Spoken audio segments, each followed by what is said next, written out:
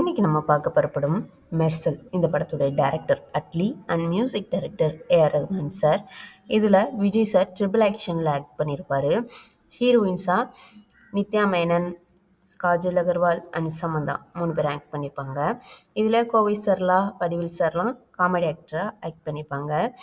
இதில் ஒரு விஜய் வந்து மெஜிஷியனாக இருப்பார், இன்னொரு விஜய் டாக்டர், இன்னொருத்தர் வந்து ஒரு வில்லேஜில் வாழக்கூடிய ஒரு மனிதர், அந்த மாதிரி காமிச்சிருப்பாங்க. இதில் அந்த வில்லேஜில் வாழ்ந்த மனிதர் இருக்காரையா, அவங்களுக்கு 2 குழந்தைகள் பிறக்கும். அதில் ஒருத்தர் தான் மெஜிஷியன், இன்னொருத்தர் டாக்டராக இருப்பாங்க. இதில் சமமான மருத்துவம் எல்லாருக்கும் சென்றடையணும் அப்படின்ற மாதிரி ஒரு மூவி இது. இதில் எப்படின்னா, அந்த சில பேர் ஆக்சிடெண்ட் ஆகி போனால் கூட பணம் கட்டினா மட்டும்தான் மருத்துவம் பார்ப்போம், அந்த மாதிரி விஷயங்கள்லாம் நடக்கும் இல்லையா.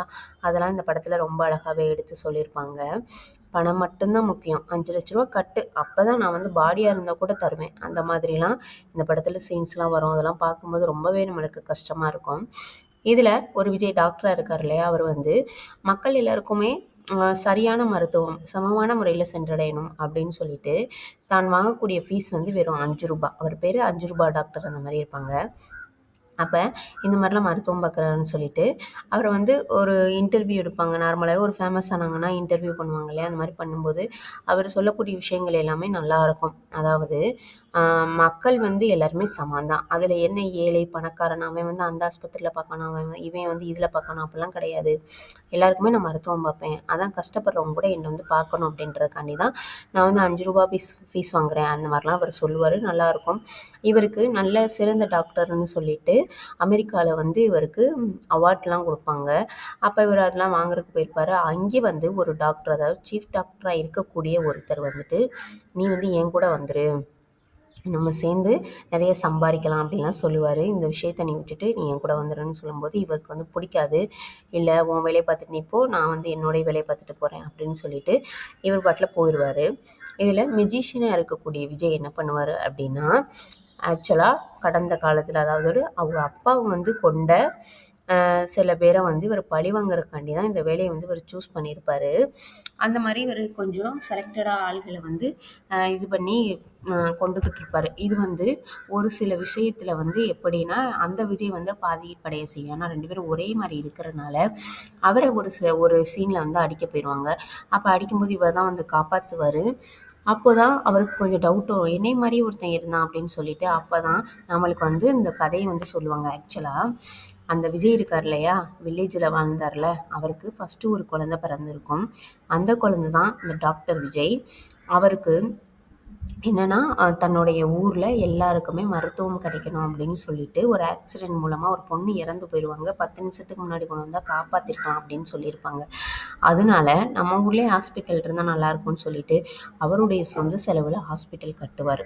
அதுக்கு சீஃப் டாக்டராக வரக்கூடிய எஸ்ஜே சூர்யா என்ன பண்ணிடுவார் அப்படின்னா, இது வந்து என்னுடைய பேரில் இருந்தால் மட்டும்தான் ஹாஸ்பிட்டலுக்கு தேவையான எக்யூப்மெண்ட்ஸ்லாம் வாங்க முடியும் அப்படின்னு சொல்லிட்டு அவர்கிட்ட இருந்து நூதனமான முறையில் ஹாஸ்பிட்டல் வந்து எழுதி வாங்கிடுவார். வாங்கினது மட்டும் இல்லாமல் தன்னுடைய ஒய்ஃபாக இருக்கக்கூடிய, அதாவது விஜயோட ஒய்ஃபாக இருக்கக்கூடிய நித்யா மேனனுக்கே அவங்களுடைய சொந்த ஹாஸ்பிட்டல்லையே நார்மல் டெலிவரி ஆகக்கூடிய ஒரு பிரசவத்தை சிசேரியன் அப்படின்னு சொல்லிட்டு அவங்களுக்கு அனஸ்தசியாவை சரியான முறையில் கொடுக்காம அதிகமாக கொடுத்ததுனால அவங்களுக்கு பிரசவம் ஆகிக்கொண்டிருக்கும் போதே அவங்களுக்கு வந்து ஃபிட்ஸ் வந்துடும். ஃபிட்ஸ் வந்து அவங்க இறக்கக்கூடிய சூழ்நிலையில் விஜய்கிட்ட சொல்லிட்டு போவாங்க, இவங்க நம்ம நல்லா ஏமாற்றிட்டாங்க அப்படின்னு சொல்லிட்டு. அதனால அவர் அந்த டாக்டர்ஸ் எல்லாம் தேடுவார், அடிப்பார், சண்டை வரும். ஆனால் இவர் அடித்து கொண்டுருவாங்க அந்த இடத்துலையே. அதில் அவங்க கூட இருந்த அந்த டாக்டர், இப்போ இருக்கக்கூடிய டாக்டராக இருக்கார் இல்லையா, அவருக்கு வந்து தலையில் அடிபட்டுரும். அதில் அவருக்கு வந்து மறந்துடுவார்.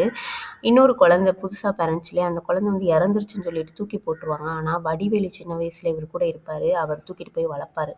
அவர் தான் அவங்க அப்பாவுக்கு நடந்த அநியாயங்கள் எல்லாத்தையும் சொல்லி, அதாவது மெஜிஷியனாக இருக்கார் இல்லையா, அவர்கிட்ட சொல்லி வளர்த்துருப்பார். இந்த டாக்டராக இருக்கக்கூடியவரை வந்து கோவிசரில் தான் வளர்ப்பாங்க. அதனால் இவருக்கு எதுவுமே தெரியாது, ஏன்னா அவருக்கு நடந்த விஷயங்கள் மறந்துடும் இல்லையா. இதில் ஒரு சீனில் 2 பேரும் சந்திச்சுக்கும் போது, அதாவது நீ எதுக்கு இந்த மாதிரி வேலையெல்லாம் பார்க்குற அப்படின்னு இவர் கத்தும்போது, இவர் சொல்லவும் தான் அவருக்கு தெரிய வரும், நம்ம அப்பாவை இப்படி ஏமாற்றிருக்காங்கன்னா. அதுக்கப்புறம் 2 பேருமா சேர்ந்து இவங்க அப்பாவை ஏமாற்றின அந்த எஸ்ஜே சூர்யா மற்ற டாக்டர்ஸ் எல்லாரையும் இவங்க வந்து பழி வாங்குவாங்க. இந்த படத்தில் அதாவது மருத்துவம்ன்றது எல்லாருக்கும் சமமாக போகணும் அப்படின்றது மட்டும்தான் இந்த படத்தோடைய கான்செப்ட்.